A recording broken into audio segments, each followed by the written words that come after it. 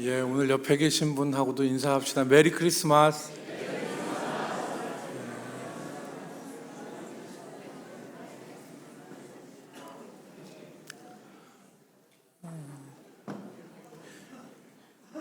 여러분, 오늘은 그 성탄절인데, 성탄절은 예수님의 나심을 기뻐하고 또 축하하는 날입니다. 그래서 그런지 여러분들 얼굴에 기쁨이 가득합니다. 바라기는 우리 마음속 깊은 곳에서도 이 기쁨이 충만하기를 주의 이름으로 축복합니다. 여러분, 오늘 베들레헴에서 양을 지키던 목자들에게 천사가 큰 기쁨의 좋은 소식을 전한다고 그렇게 말했습니다. 천사가 기쁨의 좋은 소식이라고 한 이유는 구주가 나셨기 때문에 그렇게 말한 것입니다. 오늘 누가복음 2장 11절 말씀에 보면, 오늘 다윗의 동네에 너희를 위하여 구주가 나셨으니 곧 그리스도 주시니라 그랬습니다. 여러분, 원래 인간은 그 기쁨의 존재였어요. 기쁨의 존재.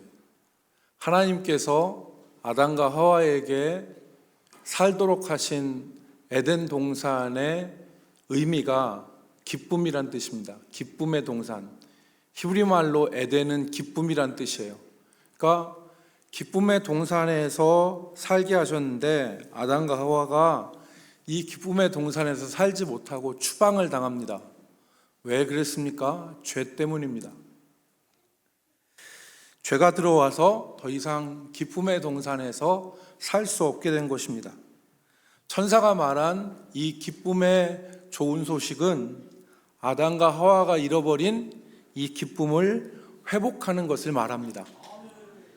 기쁨의 장애물인 죄를 해결하고 죄에서 우리를 구원하시는 분이 예수님이시기 때문에 그 예수님이 구주로 나신 것이 기쁜 소식입니다. 마태복음 1장에서 21절에서 예수님이 어떤 분이시냐, 예수님을 여러 가지로 설명할 수 있습니다. 그런데 가장 핵심적인 것은 예수님은 우리를 죄에서 구원하시는 분이다. 마태복음 1장 21절, 아들을 낳으리니 이름을 예수라 하라. 이는 그가 자기 백성을 그들의 죄에서 구원할 자이심이라 그랬습니다.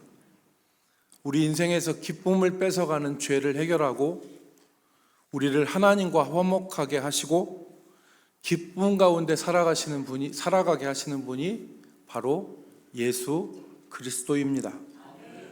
그래서 그리스도, 구주라고 하는 말은 우리를 죄에서 구원하시고 하나님과 화목하게 하시는 분이란 뜻이고, 주라고 하는 말은 우리의 삶을 다스리시는 분이라는 것입니다. 그래서 오늘 이 천사는 예수님의 나심을 온 백성에게 미칠 큰 기쁨의 좋은 소식이라 그렇게 말한 것입니다. 지금부터 한 45년 전에 1980년에 한 가수가 노래 한 곡을 발표했습니다. 나는 행복합니다 라는 노래입니다. 여러분 아십니까? 연식이 되시는 분은 아시죠? 그런데 연식이 안 되시는 분은 잘 몰라요. 나는 행복합니다. 나는 행복합니다. 나는 행복합니다. 정말 정말 행복합니다. 여러분, 기다리던 그날이 왔어요. 즐거운 날이에요. 움츠렸던 어깨, 답답한 가슴을 활짝 펴봐요. 가벼운 옷차림에 다정한 벗들과 즐거운 마음으로 들과 산을 뛰며 노래를 불러요. 우리 모두 다 함께. 45년 된 노래지만 이 노래를 젊은 친구들이 모르느냐? 아니에요. 압니다. 왜 아냐? 하나 이글스가 이걸 응원가로 채택을 했어요. 하나이글스 구장에 가면, 요새 여러분 지금 웃으시는 분들은 다 하나이글스 구장에 가신 분들입니까? 하나이글스 구장에 가면 이 노래를 응원가로 사용해요. 나는 행복합니다. 나는 행복합니다. 나는 행복합니다. 정말 정말 행복합니다. 이글스라 행복합니다. 한화라서 행복합니다. 이 가수는 왜 그렇게 행복하다고 했을까요? 이 노래를 작사, 작곡하고 부른 사람은 가수 윤복희의 오빠인 윤항기입니다. 키브라더스란 밴드로 활동하던 윤항기는 별이 빛나는 밤에, 그리고 해변으로 가요. 우리 잘 아는 노래, 즐거운 노래, 해변으로 가요. 그리고 노래하는 곳에, 이런 곡으로 인기 정상에 있었지만 30대 중반에 폐결핵에 걸립니다. 말기였어요. 산송장과 같은 그런 상황에 있었는데, 이 죽음의 기로에서 아내와 동생의 권유로 교회를 나가기 시작합니다. 주를 반대하고 교회 다니는 아내와 동생을 핍박했는데, 자기가 산송장이 되어서 죽음을 앞에 놓으니까 교회에 나가기 시작했어요. 그런데 정말 기적적으로 병이 완치가 됐습니다. 그는 자기 인생 가운데 역사하시는 하나님의 손길을 느낄 수가 있었어요. 이 윤항기 씨와 윤복희 씨는 불행한 과거를 가지고 있었습니다. 어린 시절 아버지는 마약에 손을 댔습니다. 그래서 폐인이 되었고, 어머니는 폐인이 된 남편의 병원비와 자식들을 위해서 유랑극당에서 유랑극당 아시죠? 유랑극당, 돌아다니면서 하는 유랑극당에서 무용수로 이렇게 일하다가 윤항기가 10살, 윤복희가 7살 때 갑자기 심장마비로 숨을 거둡니다. 남겨진 어린 남매는 지금은 천지개벽을 했지만, 그때 당시에는 거지들이 살던 서울의 청계천을 전전하면서 미군 부대를 통해서 가수로 데뷔하는 고단한 삶을 살았습니다. 그런 동생과 자신에게 하나님의 손길, 위로가 임한 것입니다. 그리고 나서 1978년에 윤항기가 폐암이 걸리거든요. 폐결핵에 걸리거든요. 그런데 79년에 역사적인 사건이 일어났습니다. 그게 뭐냐면, 당시 12개국 18개 팀이 참가한 서울국제가요제라는 것이 있었어요. 근데 이 서울국제가요제에서 동생 윤복희와 함께 여러분이란 노래를 가지고 참가합니다. 여러분, 나는 가수다에서 임재범이 불렀던 노래 있죠. 여러분, 내가 만일 하는 거 있잖아요. 그 윤복희와 함께, 이게 작사 작곡을 누가 했냐면 윤항기가 했어요. 근데 이 서울국제가요제에서 전혀 예상을 하지 않고 대상 그랑프리를 받은 것입니다. 이 여러분이라는 노래는 윤복희 권사가 2번 이혼을 했습니다. 한 번은 멋모르고 결혼해서 이혼을 했고, 두 번째 이혼은 복음을 알고 예수를 알았지만 불행하게 이혼을 하게 됐어요. 그래서 시리에 빠진 자기 동생을 위로하고 자기 동생을 일으켜 세우기 위해서 만든 곡이 여러분입니다. 이 노래가 예상을 되었고 대상을 탔고, 자기와 자기 가정에 함께 하시는 하나님의 손길을 확신하고, 시리와 절망, 인생의 고난 가운데서 자신들과 함께 하시는 하나님, 그리고 그 하나님과 함께하는 삶이 얼마나 행복한 것인가를 노래한 것이 바로 이듬해 1980년 당시 서울 음반에서 나온 나는 행복합니다라는 노래였습니다. 윤항기의 기쁨은 형편이 좋아져서 느낀 기쁨이 아니라 하나님이 자기 인생에 함께 하신다는 사실을 알게 되었을 때, 그때 누렸던 기쁨입니다. 여러분, 예수님은 우리 인생의 기쁨을 회복하시는 분입니다. 그가 나신 것은 우리에게 기쁨에 좋은 소식이죠. 나는 행복합니다 라는 노래가 윤한기만의 노래가 아니라 저와 여러분의 노래이기도 합니다. 예수 안에서 정말 행복하다고 고백하는 우리 성도들이 되기를 주님의 이름으로 축복합니다. 두 번째는 누가 이 기쁨의 노래를 부를 수 있는가에 대해서 잠시 생각하겠습니다. 누가 이 기쁨의 노래를 부를 수 있습니까? 믿음의 사람들이 이 기쁨의 노래를 부를 수 있습니다. 오늘 본문 말씀에 보면 성탄의 소식을 처음 들은 사람들은 바로 베들레헴의 목자들이었습니다. 베들레헴의 목자들, 이 사람들은 제가 성경을 보면 한마디로 정의하면 이 사람들은 믿음의 사람이에요. 구주 나심을 듣고 그리고 믿음으로 받아들이고 이들은 찬송하며 하나님 앞에 영광을 돌렸습니다. 이 사람들이 누구냐? 목자였어요. 목자들이었습니다. 목동들이었습니다. 여러분, 당시 목자들은 사회적으로 귀한 신분이 아니었습니다. 오히려 미슈나나 탈무드 같은 데 보면 사회적으로 인정받지 못했던 사람들이 목자들입니다. 이 목동들은 당시에 율법의 증인으로 서지 못했어요. 법정 증인으로 설 수 없었다는 얘기입니다. 왜냐?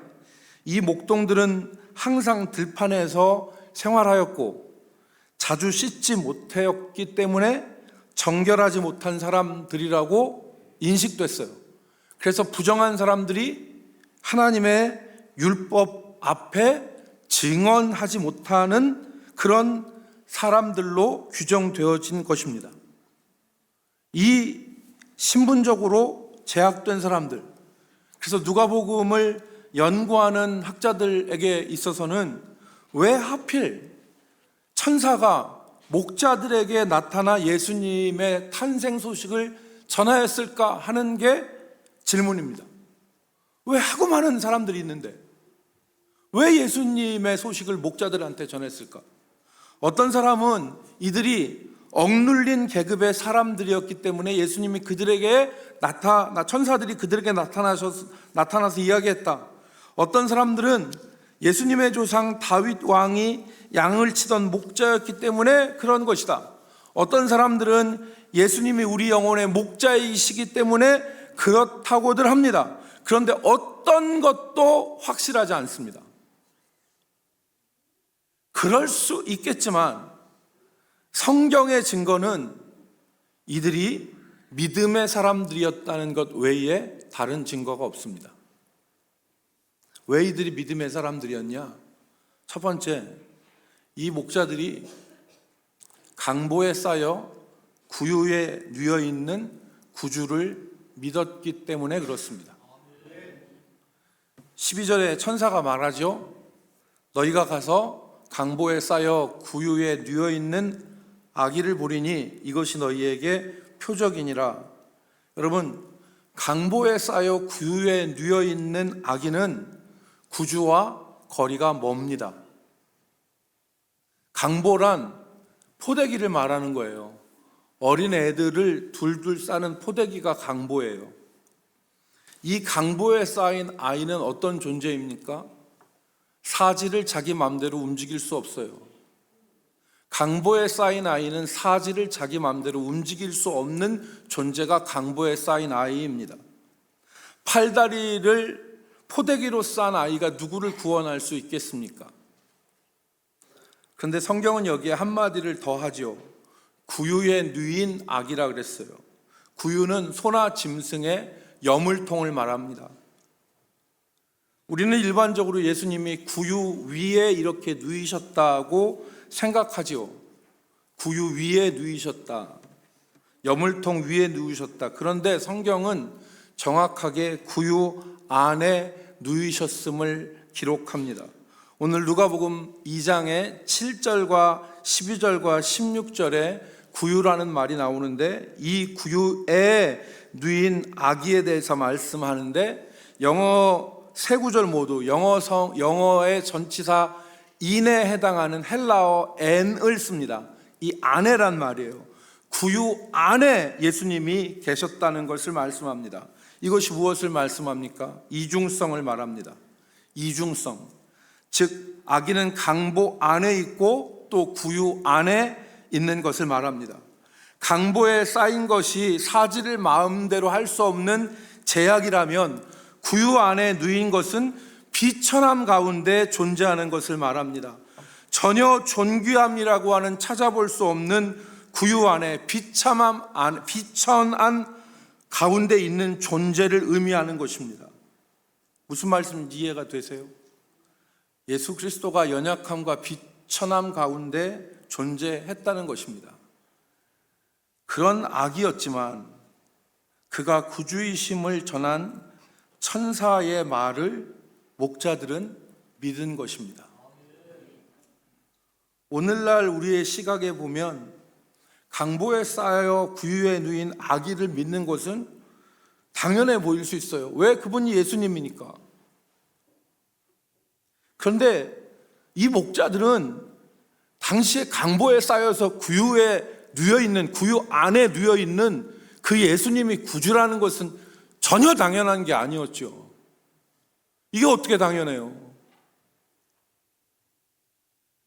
이 목자들은 예수가 구주이심을 가리는 이중성을 뚫고 그 안에 계신 주님을 믿음으로 바라봤던 것입니다. 여러분, 오늘 사람들은 예수를 안 믿습니다. 예수가 하나님의 아들이심을 증거하는 2000년의 수많은 증거와 수많은 믿음의 사람들의 증언이 있음에도 오늘날 사람들은 예수를 안 믿습니다. 몇 해 전 실시한 우리나라 인구 조사에 보면 우리나라 무종교 인구가 60%를 넘었습니다. 20, 30대 젊은이들은 무종교 인구가 78%입니다. 이 무종교의 시대에, 이 불신앙의 시대에 예수를 구주로 바라보는 것은 쉬운 일이 아닙니다. 이 불신앙의 시대, 이 무종교의 시대에 예수를 구주라고 바라보는 것은 쉬운 일이 아니에요. 내 옆에 있는 8사람은 예수 안 믿어. 내 옆에 있는 대부분의 사람들은 일요일날 교회 안 가. 그렇지만 이 시대가 예수를 거부하는 시대이지만 동시에 참된 기쁨을 갈망하는 시대이기도 한 시대가 바로 우리의 시대입니다. 오늘 우리에게 필요한 것이 뭐냐? 이 성탄절을 지내면서 필요한 것이 뭐냐? 이 시대의 무종교의 강보와 불신앙의 구유를 걷어내고 구주이신 예수 그리스도를 바라보는 것입니다. 성탄에 우리가 바라봐야 될 건 다른 게 아니에요. 세상에 다른 거 볼 게 아니라 강보에 쌓여 구유 속에 있는 구주를 바라보는 것입니다. 그게 오늘 우리가 바라봐야 될 것입니다. 두 번째, 왜 이들이 믿음의 사람이냐? 목자들은 천사가 전한 말을 사람들에게 전하고 하나님께 영광을 돌리며 찬송했기 때문에 그렇습니다. 목자들은, 이 목동들은 마리아와 요셉 그리고 구유에 누인 아기를 찾아서 천사가 아이에 대해서 자신들에게 한 말을 전했습니다. 오늘 복음의 최초의 전도자들은 바로 누구냐? 이 목동들입니다. 이들이 천사의 말을 마리아와 요셉 그리고 사람들에게 전했습니다. 오늘 18절 말씀에 보면 그 말을 들었던 사람들이 목자들의 말을 놀랍게 여겼다 그랬거든요. 그런데 여러분, 이전 개역 성경에는 놀랍게 여겼다를 놀랍게 여겼다로 번역하지 않고 기이 여겼다, 기이히 여겼다. 이거 무슨 말이냐면 믿지 않았다는 얘기예요. 믿지 않았다. 천사들이 한 말을 사람들이 믿지 않았다. 그렇지만 마리아는 그 말한 것을 마음에 두었다. 그랬어요. 여러분, 목자들은 이 말을 전하고 20절에 보면 하나님께 영광을 돌리며 찬송하며 돌아갔다 그랬어요. 20절 말씀을 보십시오. 목자들은 자기들에게 이르던 바와 같이 듣고 본 모든 것을 인하여 하나님께 영광을 돌리고 찬송하며 돌아가니라 그랬어요. 여러분, 오늘 믿지 않으면 찬송하고 영광을 돌릴 수 없습니다. 믿지 않으면 찬송하고 영광을 돌릴 수 없어요. 오늘 여기 우리가 성탄 예배에 여러분이 막히는 교통 가운데, 그리고 자리도 넉넉하지 않은데 이 자리에 나와서 여기 앉아 있는 것은 뭐냐면 하나님께 영광을 돌리고 찬송을 올리기 위함이에요. 오늘 이 기쁜 날, 오늘 이 구주가 나신 날, 내가 할 수 있는 일이 뭐냐? 하나님 앞에 나가서 내 몸으로 예배하는 것, 영광을 돌리고 찬송을 올리는 것, 이게 오늘 우리가 성탄절에 할 일이라고 생각해서 저도 이 자리에 나오고 여러분도 이 자리에 나온 것입니다. 그렇기 때문에 목자들이 믿음의 사람들이에요. 믿음은 하나님이 하시는 일을 볼 수 있게 합니다. 여러분, 풀꽃이라는 시 아시죠? 자세히 보아야 예쁘다, 오래 보아야 사랑스럽다, 너도 그렇다. 이 나태주 시인은 공주중앙교회 안수 집사님이에요. 서천에 매우 가난한 가정에서 태어났다고 합니다.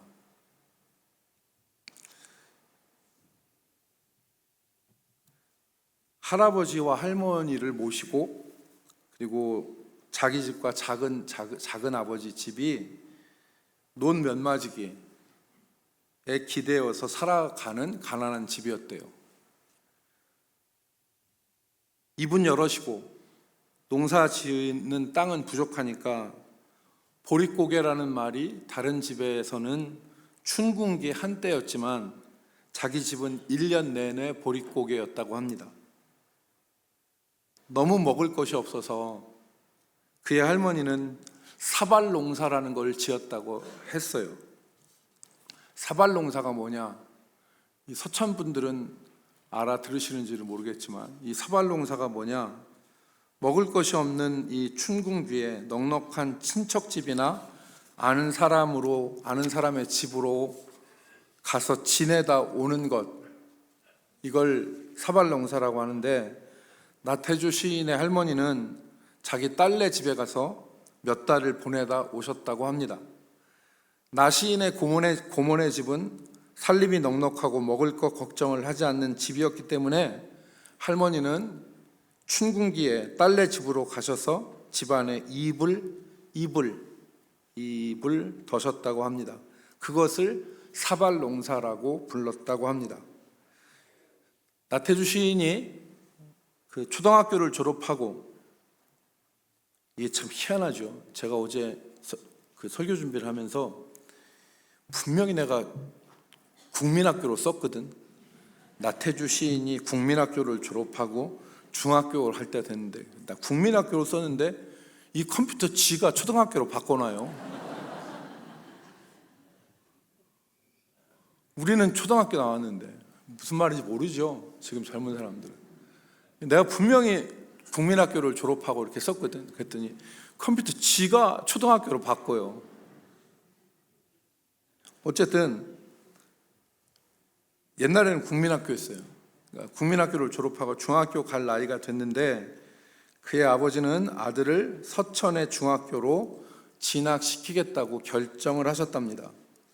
고모부가 이런 아버지의 결정을 어리석은 것이라고 여기고 이렇게 말했답니다. 당장 먹고 살 것도 없는데 무슨 중학교냐, 동네 서당 1년 정도 보내고 농사 짓게 하는 것이 상책이다, 이렇게 말했다고 합니다. 이 조언에는 비웃음도 포함되어 있대요. 당장 먹을 것도 없는 놈들이 무슨 중학교를 가냐고. 그런데 아버지는 아들의 진학을 결정하고 없는 살림이었지만 아들을 학교에 보냈다고 합니다. 미래를 보고 결정한 것이죠. 이 결정이 미래를 바꿨습니다.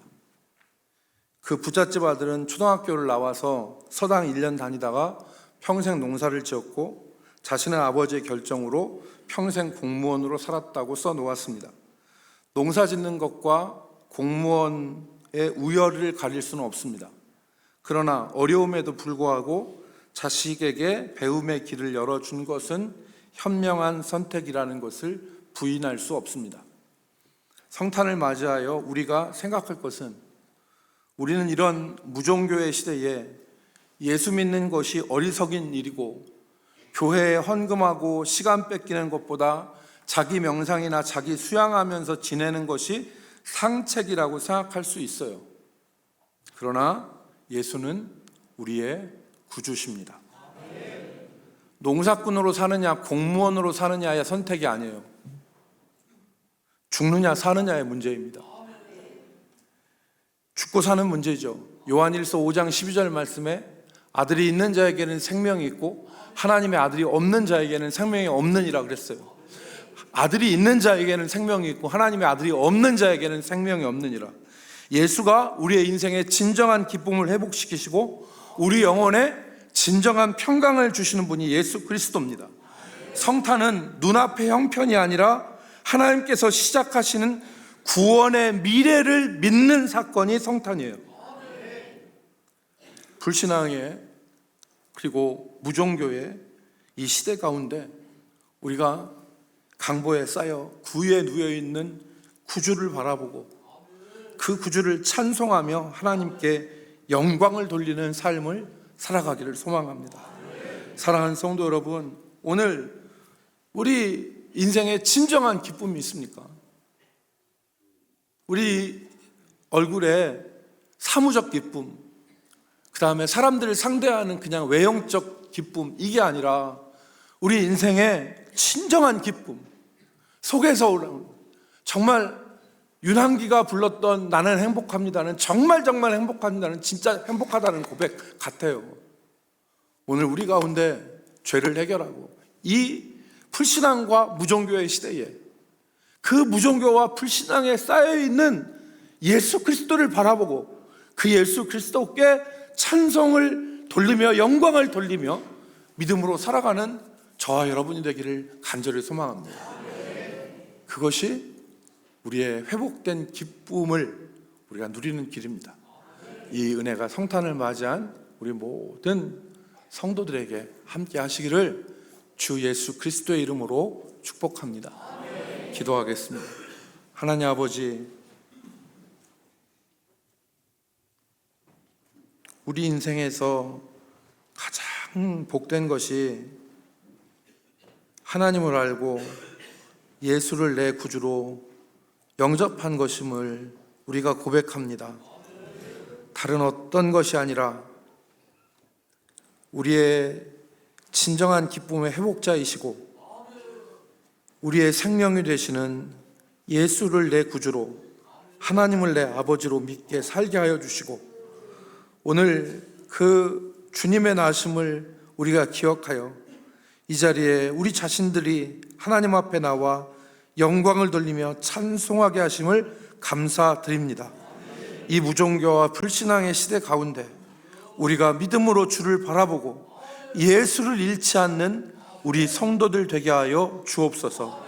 그래서 인생의 진정한 기쁨이 우리의 마음속 저 깊은 곳에서부터 끌어올라 우리의 인생을 만족시키시며 우리의 삶의 주변들을 기쁘게 하는 귀한 은혜를 덧입게 하여 주옵소서. 예수님의 이름으로 기도 올리옵나이다. 아멘.